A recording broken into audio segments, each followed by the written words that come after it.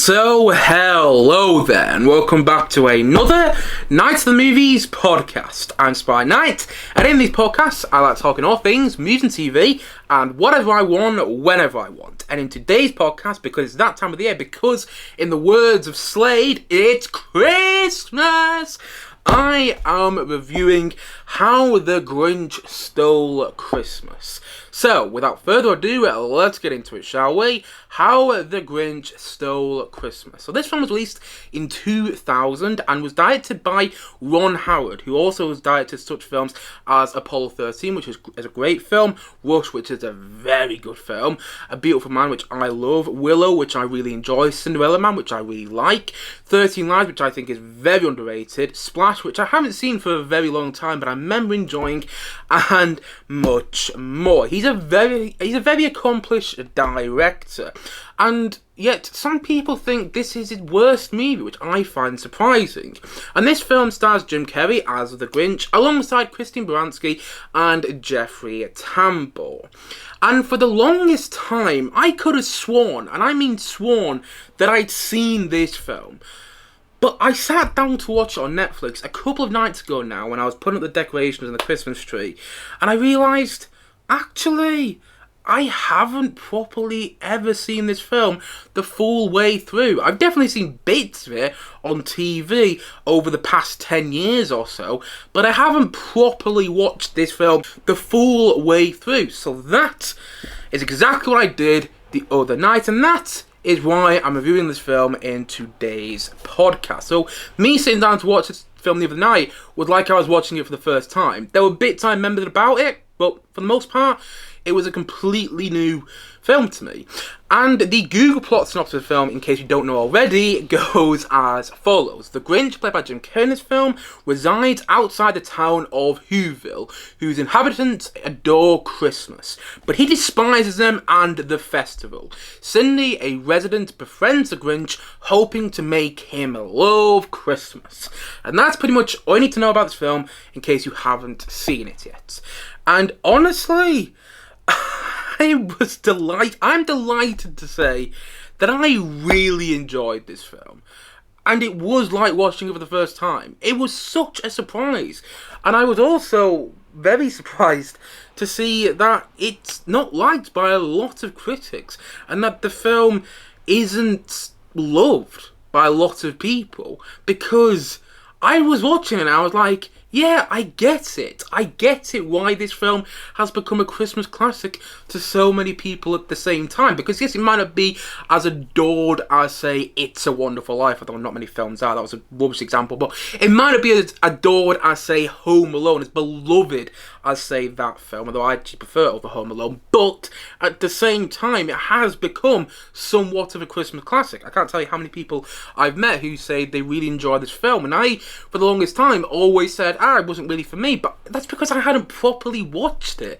I'd just seen bits of it, like I've already said, and watching it the other night, I couldn't believe how much fun I had, genuinely. And I'm not a fan of Jim Carrey, really.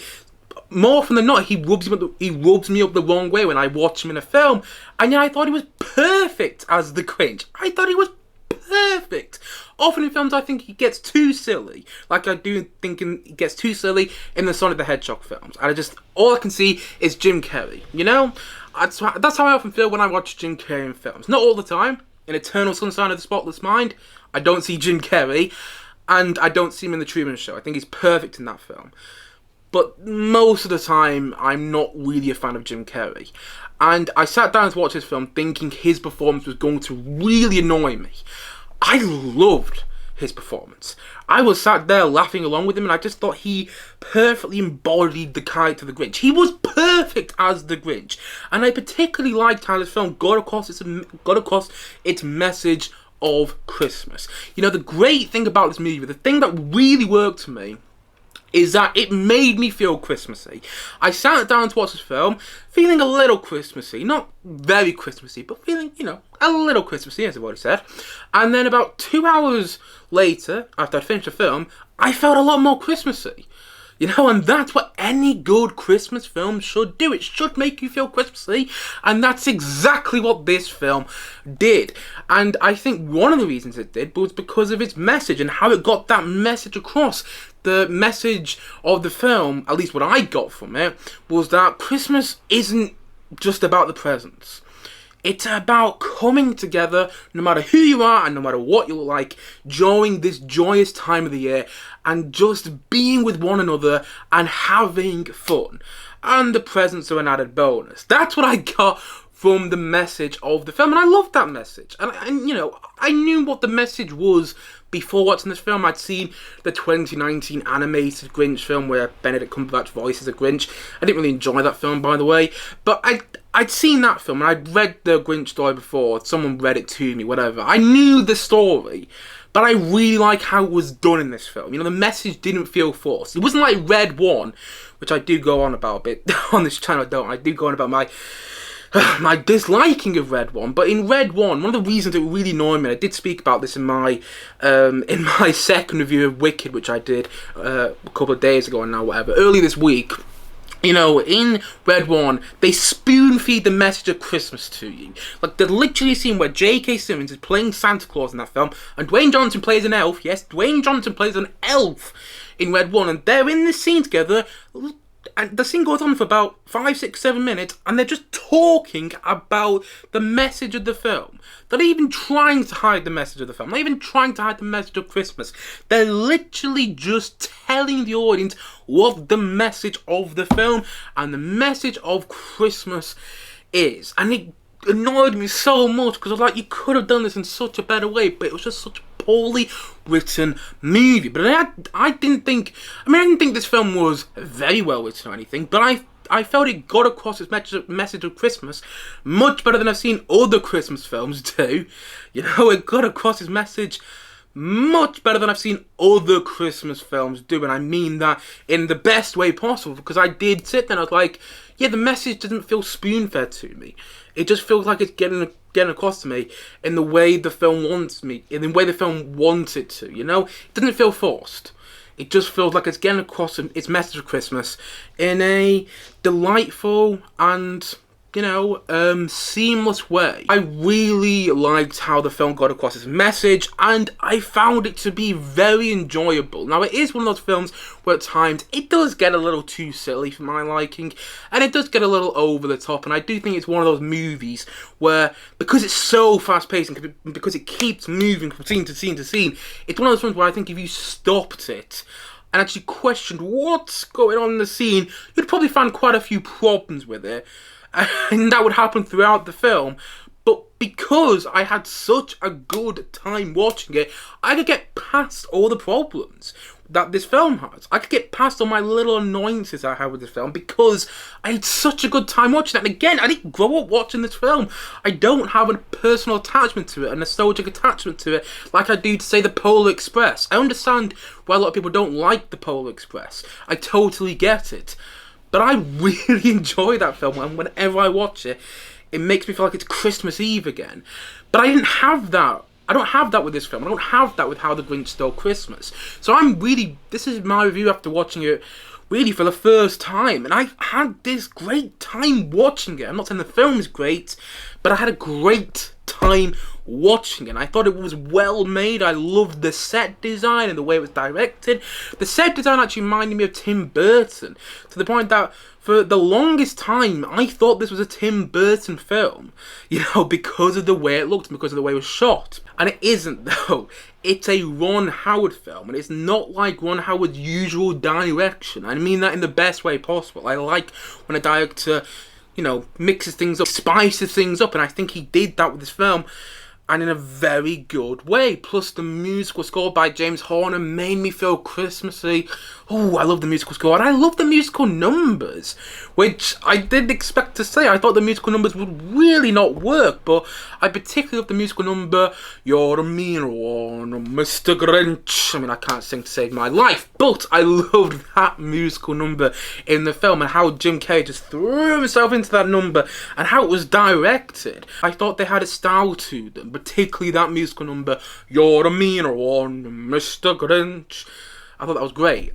And plus, I loved how this film got across how the Grinch was lonely and sad.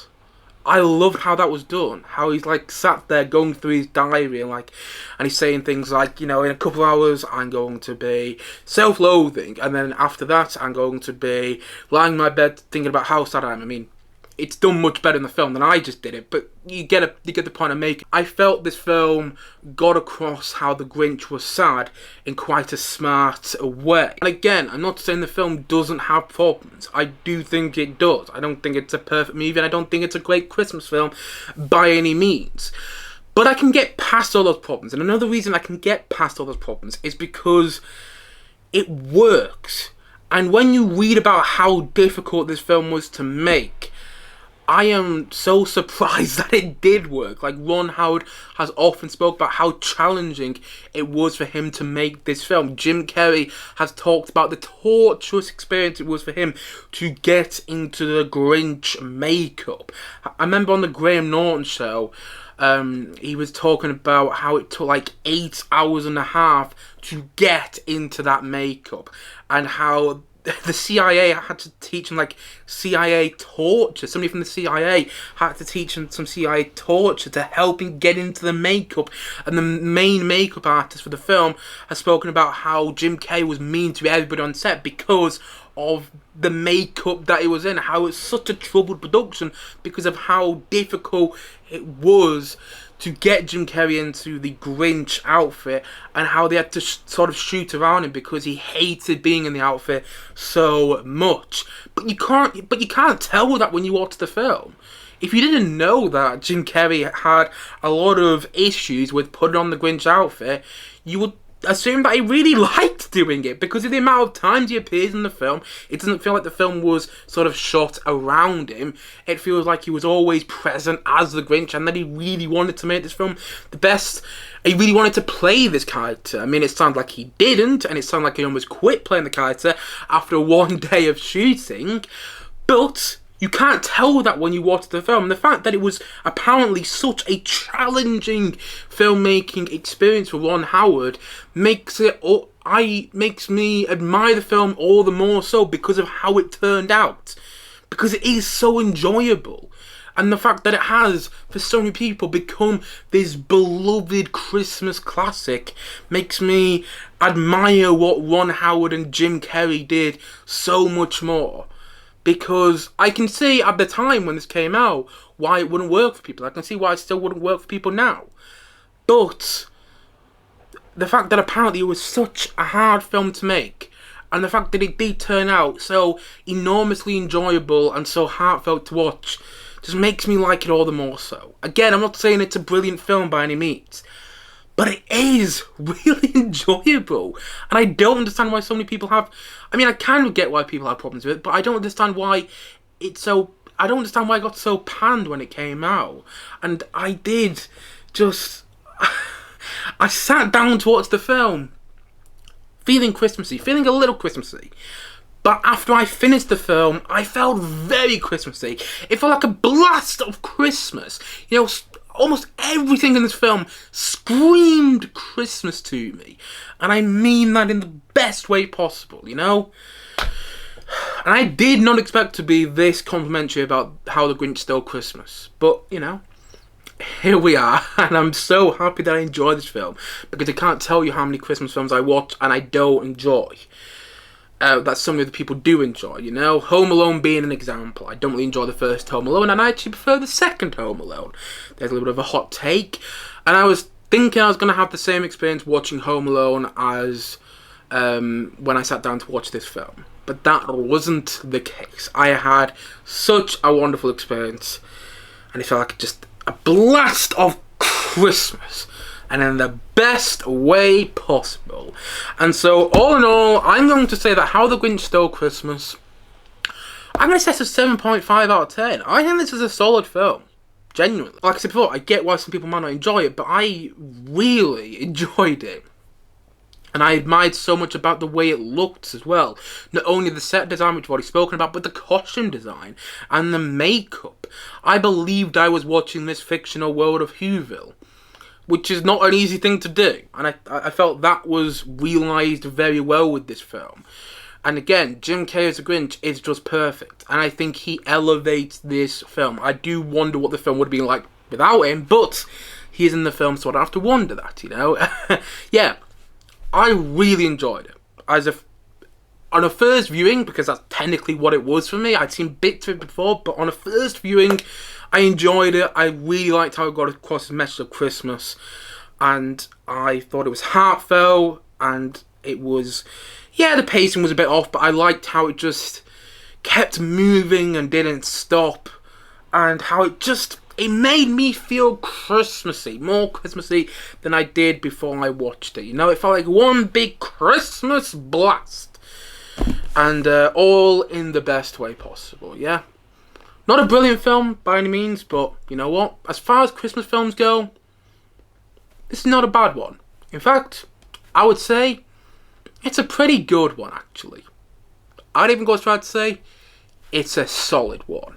And so, all in all, as what he said, I was going to say it once more in this podcast today, How the Grinch Stole Christmas is a 7.5 out of 10 from me.